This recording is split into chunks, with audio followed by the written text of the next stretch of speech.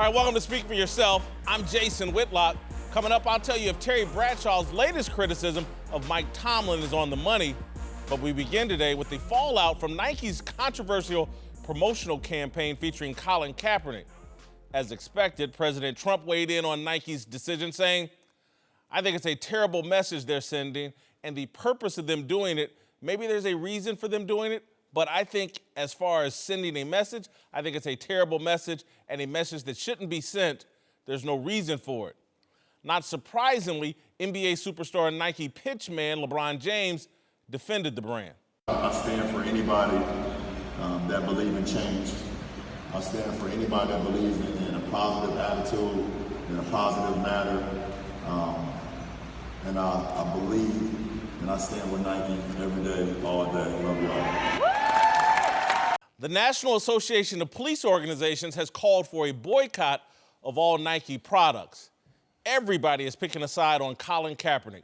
He is more controversial and polarizing today as a shadowy, non-speaking ghost than he was in a San Francisco 49ers uniform kneeling during the playing of our national anthem. If possible, I want to have a different discussion today. I don't want to debate Kaepernick or his stance. I'd like to discuss Nike's slogan, which I believe is more reprehensible and destructive than Kaepernick taking a knee during the anthem.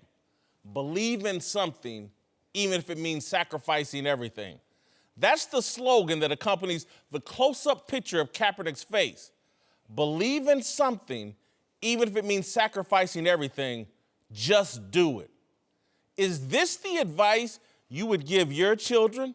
I'm talking to you, Mom and Dad America. Yes, you. Every parent who can hear my voice right now. Is this the advice you would give your kids?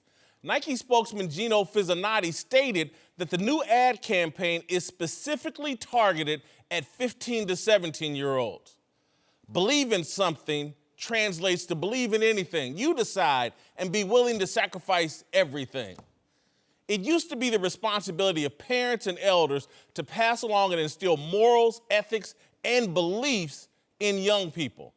Now we just let kids figure it out on their own with the help of the internet, social media, and multi-billion-dollar corporations built on the backs of Asian slave labor.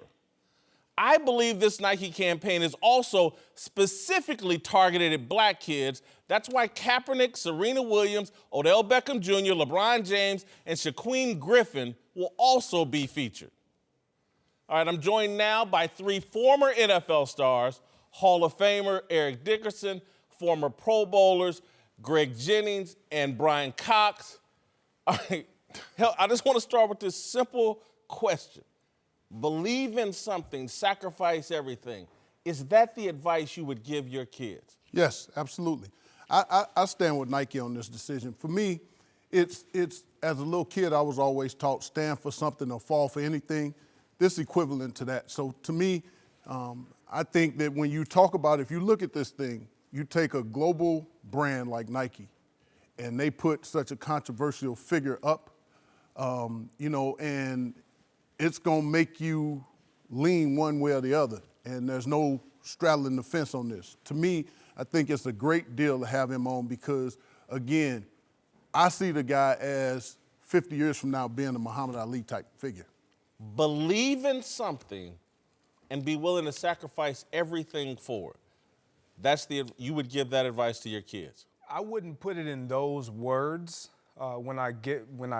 if I were to share that with my kids, but absolutely, I agree with this. And when you think about why Nike did this, obviously it was okayed by Colin Kaepernick because of what they believe and he believes was taken away from him. So why not say believe in equality, believe in justice? Why can't we define it? Because they clearly wanted to be controversial, to your point, Brian. Like, they wanted people to know Nike's slogan is just do it. They just did it. They literally defined with action their slogan, and they put it into play with this marquee decision to make Colin Kaepernick face and this brand and this still big. That was their whole psyche behind it. So I'm with them. I think that it was greater than just Colin Kaepernick. It's about kids and us as a people really believing in something. It doesn't mean you're going to sacrifice everything every time, but you're going to have to give something up. There's going to be a consequence for whether it's good, bad, or indifferent for a decision that you choose to make. Kids believe in a lot of dumb things. Well, I'll say this is that I respect the flag. I think all of us respect the flag, but I love God. And I feel like that, would you make that people have made that sacrifice by losing their life because I love God, you know, and that's a sacrifice that if you willing to make it, that is a true sacrifice. Right. And I really believe that in this case, he has sacrificed his career by the stance that he's taken. I do like what Nike's doing. They're standing with him. You may say that LeBron James is the pitch man, but you know, the NFL is the pitch man too, because they're taking Nike's money. If you don't like it, give all the money back. Give the money back that you took years ago, because that showed that I'm taking sides, but I'm taking sides with the dollar. And I really believe that this is the right thing to do in having Colin Kaepernick being the face of this slogan for 30 years. Eric, you went to really my main point that I was a little bit afraid to go there, but since you already went there. There we go. Again, when you start to believe God and standing on principles that are God-based, I get. That's not what I'm seeing promoted here by Nike, and that's what concerns me, and that's what concerns me about young people, especially our young people. It's like, no, go make it up on your own. Go figure it out on the internet. Go figure it out with your video games. Let Nike tell you what to believe in, and let anybody tell you what to believe in. We don't want the responsibility of defining for you and instilling the morals and ethics and character and the things that we were taught to believe in by our elders. We've just sacrificed it all for the young people, and let Nike, social media, Twitter, let them all give you your beliefs. And that's why I think we have so much chaos with young people across the board, not just black people, just across the board. Everybody's being left to figure it out on their own and just do it. Feels good, just do it. This to me is more problematic than Kaepernick taking a knee during the national anthem. The promotion of this message of just do anything. If it feels good or it's crazy, we're going to get to it. We can go right now. The commercial was out, and it's, you know, are your dreams crazy enough? Make them crazier. This is the messaging being pumped to young people, and I just think it's a mistake. Well, I'm going to take a little bit of a different stance, and I'll say this just. I think a little bit you're being hypocritical, because when you say this billion-dollar industry that is Nike, you take the NFL and you always say they got a right to tell the players to stand. So which one is it? Do you want Nike not to be able to say this is who we want to be our brand ambassador, or do you want the NFL to be able to say? I'm not complaining but about. I'm just saying is you can't have it both ways. I'm not complaining about Nike's choice of brand ambassadors. I'm complaining about the message. Now, as it relates to the NFL, everybody has a job where they have to respect the rules of their bosses. And again, when you sign up for a television show, again, I'm capable of talking about history and this and that, but Rupert Murdoch, Eric Shanks, they want me to talk about sports on this show. I just can't do anything just because I want to on my job. Well, Nike's job, they chose him as a brand ambassador. Why should that be an issue for anybody? That's who they chose. They have a right to choose who they want to be the ambassador. And so I'm saying, you know, we look at this thing, we make it a double-edged sword, because in the NFL we say you got to do what the owners say, but then when Nike comes out and says we want this guy to represent us and be our brand, then we turn it on them like, why would you have this guy to come? We can't have it both ways. Not the debate I'm having, but I want to stay right there because you've transitioned to the other layer of this conversation I want to get to. Here's an excerpt from the actual commercial that Nike's done with Kaepernick. If you're a girl from Compton, don't just become a tennis player. Become the greatest athlete ever. Yeah, that's more like it. Don't become the best basketball player on the planet. Be bigger than basketball. Believe in something, even if it means sacrificing everything. One, I don't think Kaepernick sacrificed much, but I don't even want to have that discussion right now. My point, back to These guys, and just, I'm not saying this to disparage, but I just wanted for context. Both of you all have had a relationship with Nike. Mm-hmm. I Greg and Brian, I think you've had a relationship with Adidas. Yeah, I got a carrot cake. Yeah. I'm not happy about it. But I'm just uncomfortable, and again, you may call me a hypocrite, and maybe I am being hypocritical. Nike, these guys are just puppets for Nike, and they're allowing Nike to use them to promote a message that I don't think is best for our young people. You can call it puppets, but I disagree. It's a two-way relationship. Colin Kaepernick, LeBron James, Serena Williams, all these great athletes are also standing on Nike's platform as well. Nike is using their platform, and you better believe they're using Nike's platform to promote their brand, their message, all of that. When you look at this and it says believe in something, or even if it means sacrifices everything, it's left to the viewers, the consumers' own interpretation. I know. Whatever you Make it desire, up. Yeah, whatever you desire, if you strongly believe in it enough, be willing to deal with whatever comes with that. It's not a matter of, is this do I have to agree with it? Is Nike doing the right thing? They're doing what, like you said, what they want to do to make sure that they understand, or they're sending the message to their, not only the general public, but their athletes, that we're supporting you. You are with us, we have been with you, and we are in full support of you and what you stand for. And it shows how the athletes they have supported when they stood behind Tiger Woods. They stood behind Kobe Bryant. I mean, they stand. Joe Paterno. Yes. Joe Paterno. Well, like I say, I said athletes. And you know what I like this, I think I love this the most is because finally, someone is bullying the national football. As players, we can respect that. I shouldn't have had you two together. Because they're getting what they deserve. They're like, hey. Whole life transformed by football, and y'all love to see, these two love to see the NFL beat up. I love my sport. We love each other as players. Right. We don't fall for the false narrative that they put out, we are family. We're family. Exactly. We're family. Right. Exactly. We're not their family because the way they treat the players, that's why finally someone is big enough to say, hey, we're doing it like this. But how did you two get on I'm coming to your side a little bit, Jason, on this issue. Football is being attacked, and so we must understand that. But here's the thing for me. As a former player, if you would have told me as a young kid growing up in the inner city with no way out, couldn't play basketball, couldn't rap, wasn't the smartest person in the world, but I could play football. You gave me a great opportunity. But all I'm saying is, why hide the concussion issues? Why hide the injury issues? No, all I'm saying is, tell me that, okay, it's a chance you're going to get hurt and let me make that decision. You didn't know that. Well, they hid the statistics. You didn't know. No. I knew it as I was grown in 7, 8 years of my career, but they hid statistics to say that your life is short in 10 years.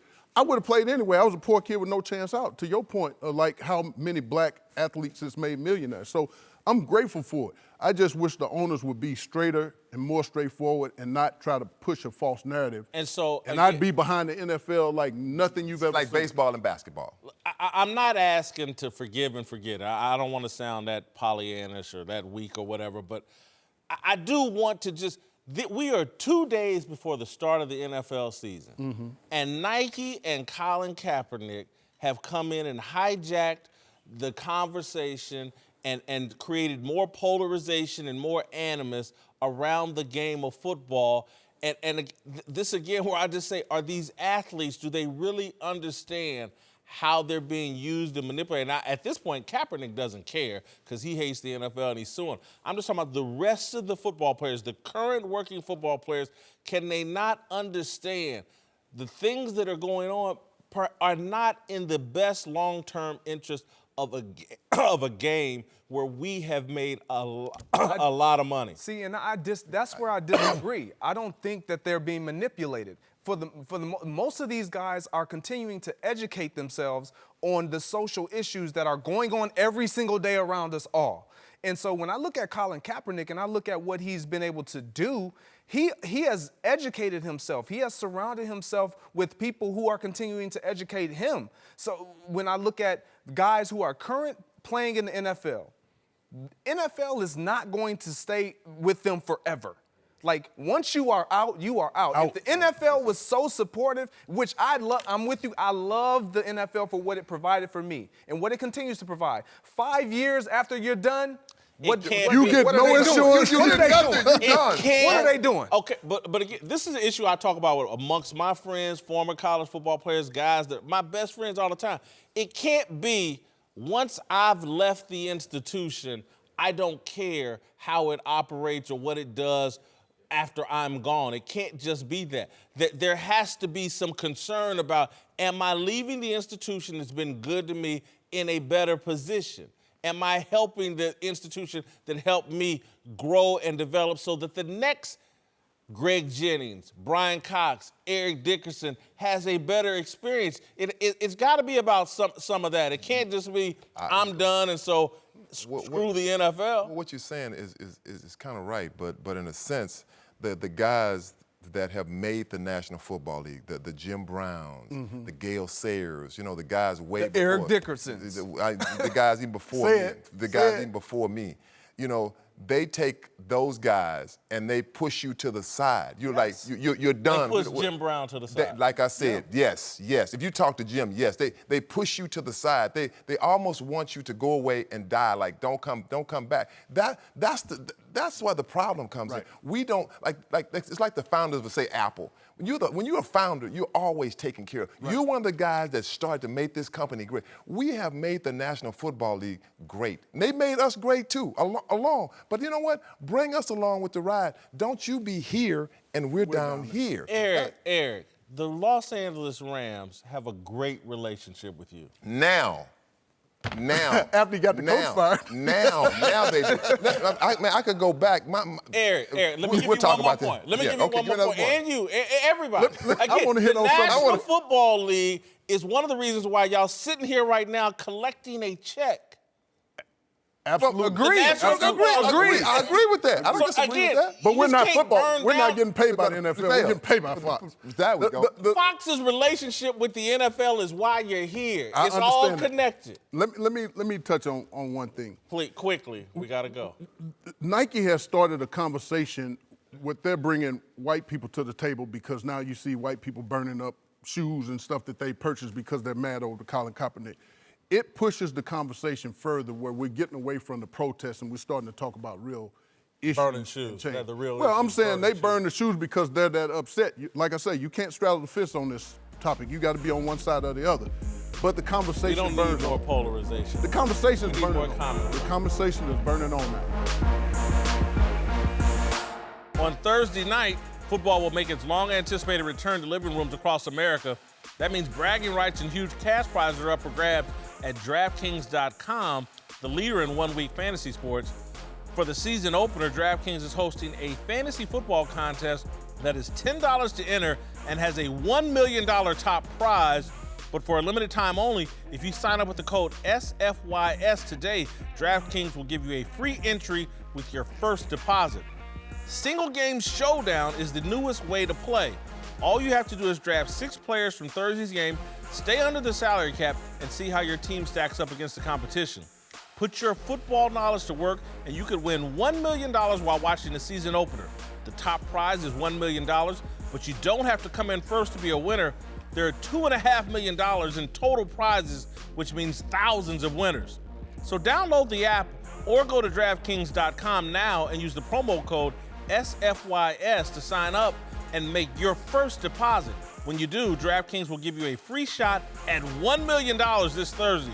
That's code SFYS at DraftKings. Minimum $5 deposit. Eligibility restrictions apply. See DraftKings.com for details. All right, welcome back. Greg Jennings, Eric Dickerson, and Brian Cox are back. Let's move to Seattle, where Earl Thomas has ended his holdout and will report to Seahawks camp despite not getting the new contract or trade out of town he was seeking. Meanwhile, LeVeon Bell's holdout continues despite a guarantee from teammate Marquise Pouncey that Bell would show up at camp today. Gentlemen, I hate to say this with Eric Dickerson here, the king of the holdouts. What are you talking about? Le'Veon Bell, you're Le'Veon Bell's idol. He got it all. Le'Veon's making the right move here. I think Earl Thomas has made a mistake by ending this holdout. The only way to get the money is to hold out and or force a trade, I think Le'Veon's going to play this to the bust, and I think it's the right move. I disagree, and here's why I disagree. You've held out, and you've lessened your chances of getting injured during the preseason. Now the money's on the line. Your teammates need you. The organization's counting on you, and you don't show up. To me, here's what Earl Thomas tweeted out that's different from LeVeon Bell, why I respect Earl Thomas a little bit. He said, "I've never let my teammates, my city of fans down as long as I've lived, and I don't plan on starting this weekend." So that means he's showing up for his team, his organization, his city. LeVeon Bell is in the same situation. He's probably the best back in the league. Don't dispute that. But now the money's on the line. We need you to show up and get with it. He's holding out. He's lessening the risk of injury. There's nothing else to hold out for. You know Pittsburgh's not signing you at the end of the year. You got to go get that money.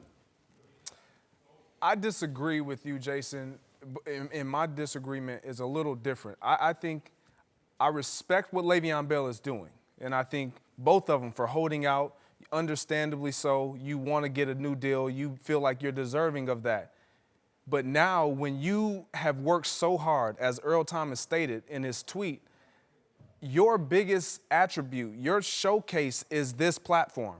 So in this league, sometimes you can easily be forgotten because guys stepping into a role and performing well. I'm not saying that they're going to forget him, but it's almost like he will have to reprove. Can you still do what you did that we know that you're capable of doing, but we need to see it now? And for Earl Thomas, I think he's being smart about it, saying, you know what, I held out, I made my point, I will continue to make my point. But now that I'm in here, I want to let it be clearly noted, I'm in here because of my guys, my teammates. It's not, I'm going to tell you even, they ain't paying the bill. It ain't got nothing to do with the organization. It ain't got to do with the fans. It has everything to do with his relationship with the teammates guys. ever pay your bills? I wish they would have. You know what, I kind of agree with all of you. One thing is that when I think of Earl Thomas, pretty much that Seahawks team is gone, what he knew. You know, right. Bennett is gone, Sherman is gone, Chandler's gone. So, you know, like he said, he went in for his teammates and also possibly, I'll play my deal out and I'll get out of here. You know, I'll be 30 years old, but I still think he can play. And I think he wants to go back to Texas, play in Dallas. You know, he made a pitch to Garrett. Right. You know, he's from Texas. I can finish out my career in Dallas. With Le'Veon Bell wants to be played like a quarterback and a receiver and a running back. I love Le'Veon. That doesn't make sense to me. That's like me saying, you know, I'm a great blocker all the time, so I only played like a great blocker and a runner. And a runner. And a runner. And we know you wasn't blocking. And I know I wasn't blocking nobody. You know? But as many holdouts as you had, can I finish? You're going to question Le'Veon Bell. Go ahead. Can I finish? Go ahead. Le'Veon has to do what's best for Le'Veon, and I always believe that. You never count a guy's money. You do what's best for you. And I always believe that. I think that Le'Veon is doing what he thinks. Will he be back at the Steelers next year? No. Probably not. No. So, and he's taking, right now, he's taking the hits off his body. Look, I'm gonna stay healthy. I'm gonna play, do what I have to do. That's the point, Brian. And that's a great point. He can get 300 carries and 80, 90 receptions and be less valuable at the end of the season. That's a great point. But if I'm another team, am I willing to pay him? Because he seems like, to me, for the second year in a row, he's the guy that if you pay a lot of money, he's going to ease up. He's going to take his time. He's going to do it the way he wants to do it. And secondly, if I'm a teammate on Pittsburgh, I'm saying, man, we got the money on the table now. It's time to go to work. Where are you? If you can't show up, now how can I trust you when things get hard? See, no, I don't think the teammates are saying, as a teammate, you're supportive of your guy because you understand we all want to get paid. I want you to get paid. You going to want me to get paid. But you also know that when the real game starts, it's like, okay, you made your point. Let's go to work. You may feel like that, but you will never say that to your teammate because you know why he's. Ben said we can win with Connor. Yeah, that's what Ben is going to project right. all of that because he is the leader of that team. He knows that I need Le'Veon Bell. I want him to be here, but I got to induce promote some type of life and belief in these young guys too. Okay, now let's dissect this for a second. Okay, so when we talk Pittsburgh, we talk the big three.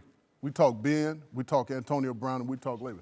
They paid Ben and they paid Brown. Why won't they pay Le'Veon? It's some sort of defect there that they don't want to pay this guy. Suspensions and the off-field issues. It's some defects. But Brian, I just think, and I say this really respectfully, this is why coaches loved you, man, because you were all about the team. Right. A lot of guys. What about me? No. You about the you money. about me. What about me? What about me? The money, then the team. You can respect both. I can respect both. I might want $1 million. Did you share the cake after you ran for 2,000 Man, yards? please, Adidas gave me that carrot cake. I'm still mad about it. All right, welcome back. Greg Jennings, Eric Dickerson, and Brian Cox are back.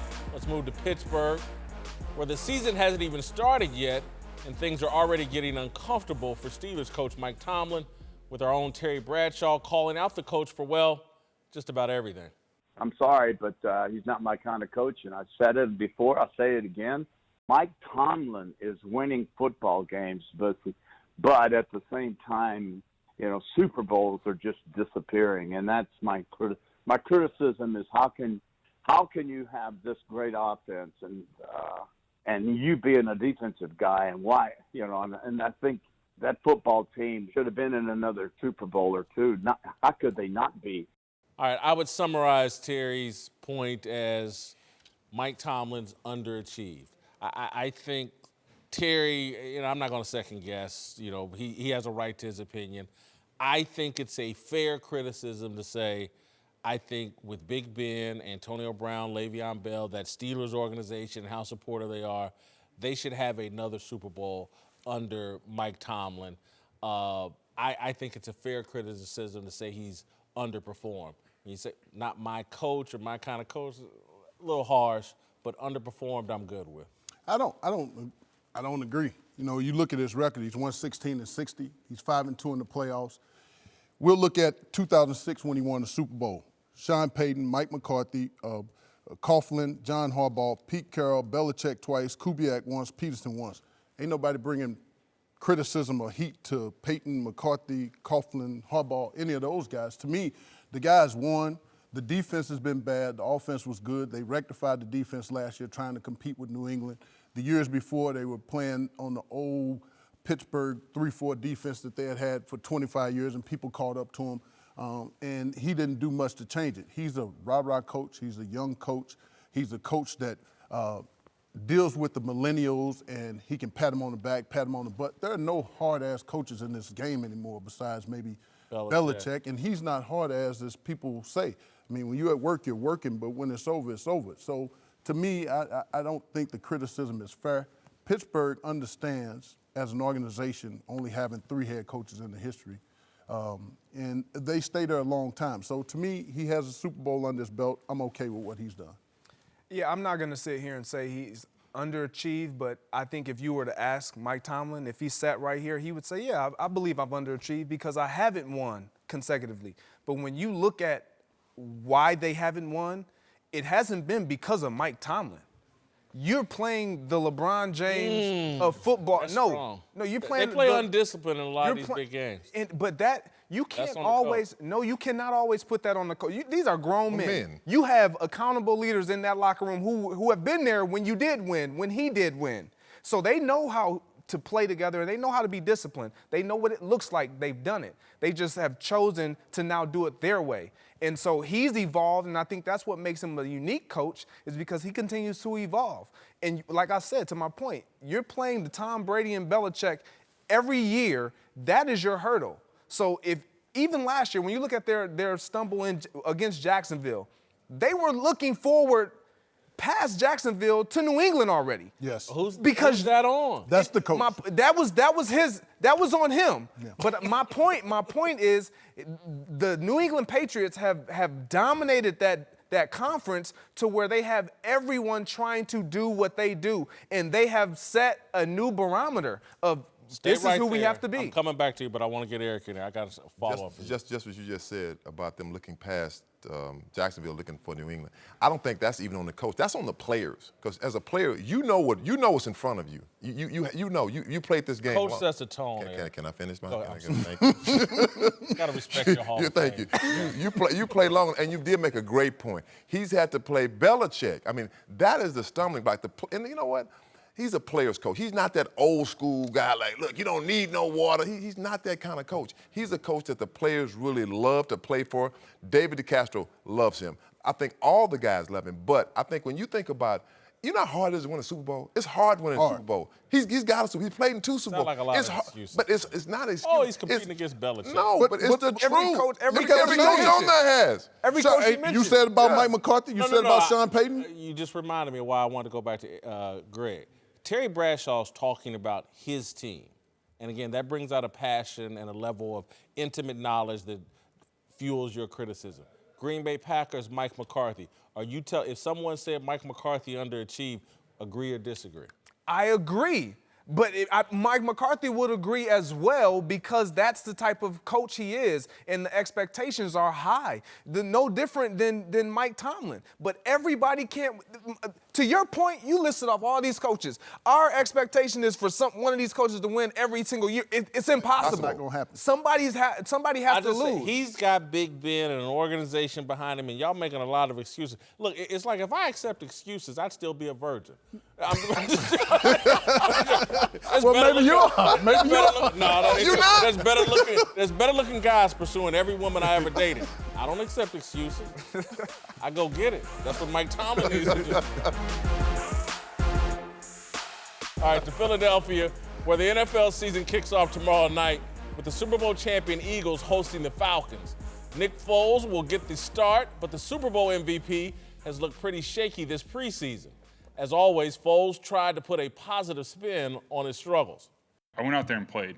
I made mistakes. I did good things, but all in all, I felt like I grew as a player, and that's important, especially going through the preseason. I wasn't afraid to, I wasn't trying to play it safe. I wanted to just play football, and with that, you're gonna make mistakes sometimes. Obviously, making mistakes isn't fun. It's it's the worst part of the game, but you're able to sit back, you're able to go watch film, you're able to deal with the emotions of throwing a pick, having a strip sack, doing all those different things, which aren't fun as a player, but I was able to deal with it in the preseason, which is awesome in a sense that I can learn from it then and move forward.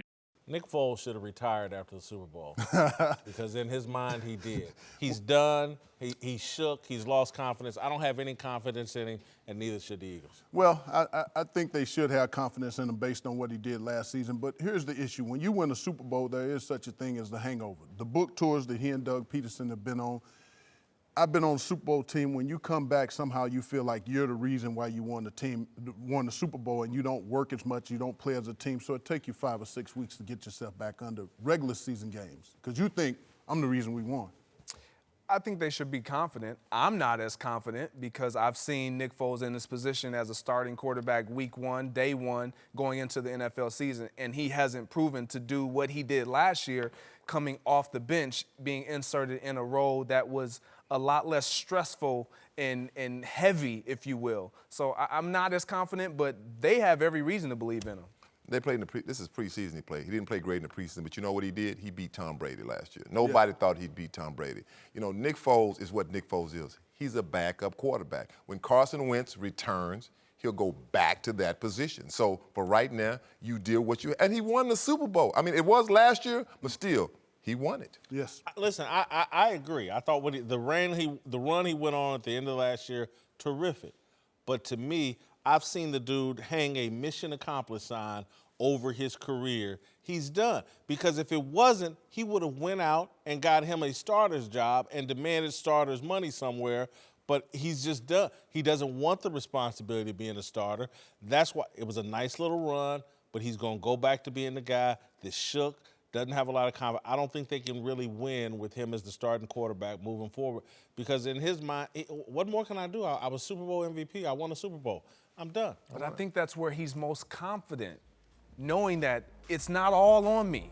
I am not the guy.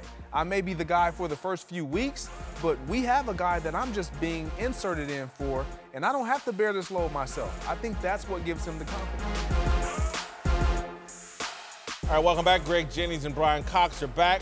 We're joined now by the founder of the Big Lead, Jason McIntyre. Let's move to New England, where Tom Brady is gearing up for week 1 after a very un-Brady-like offseason full of distractions. But Brady just dropped the final episode of his Facebook series, Tom vs. Time, and the reigning MVP still insists that he plans to play until he's 45. I would love to play 5 more years. I'd love to play 41, 42, 43, 44, 45. It would be a challenge for me. I don't think it's going to be easy. It's going to be hard to do. I think it's going to be very hard to do. But I think I can do it.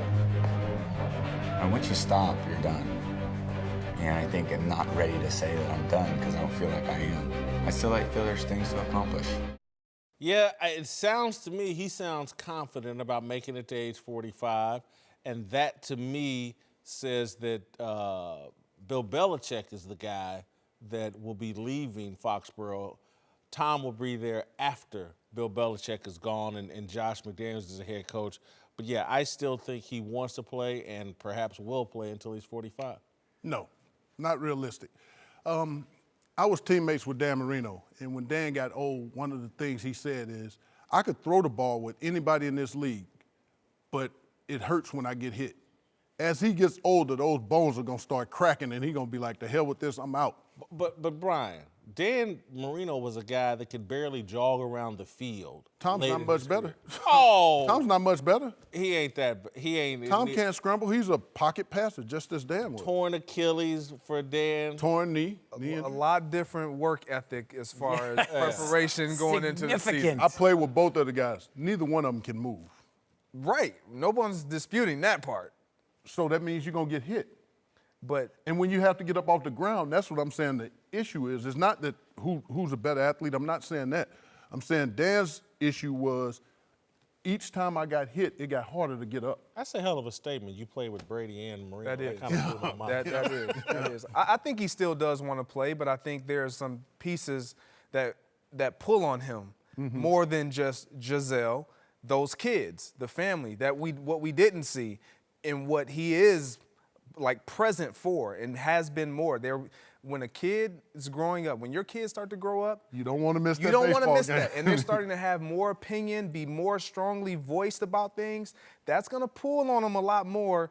And I think walking out of that house when your son or your daughter saying, Daddy, you got to go again, that's going to weigh on him. Gets hard. I think that is what will pull him out before he gets to 40. I'm with you, Greg. I have young kids just like you do. And, when they were 1 and 2 years old, it's not as exciting as it is now, going to their sporting events, knowing their friends. But an added layer to this, guys, is when you look at the Jimmy Garoppolo situation, okay? Last year, Brady, very vociferous. I'm playing till I'm 45. I'm not going anywhere. They moved Jimmy Garoppolo. He has now Kraft in his corner, so when you're watching this Facebook Live, Brady's just matter of fact about it. Oh, there's no pressure. I'll play till 43, 44, 45. Very casual because he's not looking over his shoulder at the guy who's about to take his spot. So I definitely think Tom Brady will be playing till 45. I don't think he was looking over his shoulder anyway. It continues to amaze me that people outside of the building in New England thinks that Kraft plays a part. Bill Parcells taught him early on, owners own, sit up there and have a couple drinks and eat cheese dogs, and I run the team. Anything that happens in New England goes through Bill Belichick. You know what? Bill Belichick doesn't even live in Boston during the offseason. He lives in Jupiter, and he remote controls everything. He runs everything in that building. I will continue to tell you guys that. I am of like-minded thought process that when Brady steps away, Belichick becomes the personnel guy and goes to Jupiter, and Josh McDaniel become head Brian, coach. I'm going to push back. When I think when you played there, coached under Belichick, I buy that Robert Kraft stayed out of things. But when there's a dispute between Brady and Belichick, he's the only guy that can arbitrate. He does not get involved. Robert Kraft goes and asks Bill Belichick, what do you think? What do you want to do? And Bill explains it. This is what I'm doing. If Robert Kraft bothered Bill Belichick and there was an issue in that building where they couldn't get along, Bill Belichick would be the head coach of the New York Giants right now. Period. As much as I love you and I think you have some great insight, it's hard for me to swallow that pill. I'm just telling you, I was there. Well, here's Brian, let me push back a little. The big difference is with everybody else, yes, Bill Belichick calls the shots. But with Tom Brady, the most popular athlete in New England, Kraft was not going to let him go. I had multiple writers from Boston on my radio show, and they talked about it and said, listen, Kraft was Brady's guy. He was not going to trade Tom Brady. It was never a thought that he was going to trade Tom Brady. That's just like the Drew Bledsoe saga. Drew Bledsoe was this guy. That was like his son. And then Tom Brady appeared. To me, the big issue or the big things in this whole thing is Garoppolo was collateral damage. He had to go. He would have became a free agent. They would have got nothing for him. At the trading deadline, that's your last opportunity to dump him or you get zero for him. That's what people don't talk about and don't understand. It wasn't about, this guy's going to take Brady's place. It's if we don't do something with this guy now, when the season's over, he's a free agent. We get nothing for him. So they dumped him and got what they could get for him at the trade deadline. Simple. They could have gotten more. Way more. At the trade deadline, who's going to trade him? I'm very rarely speechless, but when somebody says, I played with Marino and Brady, I gotta bow to your insight. Blind squirrel, you're right once a month. All right, welcome back. Greg Jennings here for Last Call. Let's move to Dallas, where Jerry Jones says he has tremendous respect for Nike, despite the shoe company's new ad campaign featuring Colin Kaepernick. All right, Greg, you buying this? I am buying it because he has a relationship with Phil Knight. Like, Jerry's a businessman. He's the biggest complainer about the national anthem controversy, and you really buy that he has no problem with Nike over this? If you're putting money in Jerry Jones' pocket, he has no problem with you. He has a relationship with Nike. Nike is putting money in his. I have no qualms. You do what you want to do. Just make sure that check is cut. Got you. All right, to golf. Put this in here, Greg, just for you. Tiger Woods and Phil Mickelson have been named captain's picks for the U.S. Ryder Cup team, which had Phil feeling very patriotic on Twitter.